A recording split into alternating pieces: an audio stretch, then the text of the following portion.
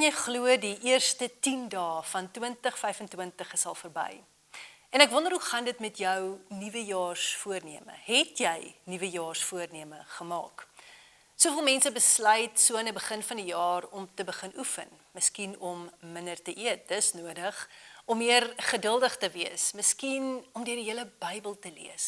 Ons hier by Vrou wat hom ken, het 'n doel om ons oë elke dag op Jesus te hou in 2025. En al hierdie is natuurlik wonderlike doelstellings. Nuwe dinge wat ons moet opneem om beter te wees in 2025.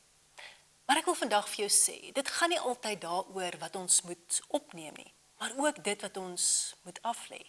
Soms sukkel ons met ons nuwe voornemens, omdat ons nog so swaar dra aan dit wat in die verlede gebeur het. Miskien moet dit die eerste deel van ons nuwejaarsvoorneme wees, om dit wat so swaar is, af te lê en agter te laat. Filippense 3 vers 13 sê, maar een ding doen ek. Ek maak los van wat agter is en ek strek my uit na wat voor is.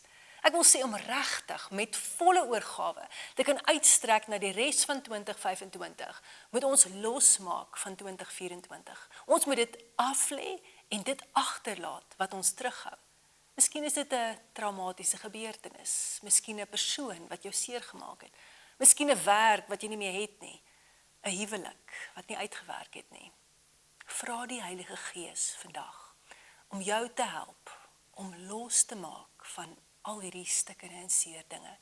Aan die oomblik wat jy gaan losmaak, gaan jy ligter kan loop in 2025. Tik sommer in die komment hieronder, ek maak los. En dan bid ek saam met jou, dat die Here jou sal help, deur sy Heilige Gees, om los te maak.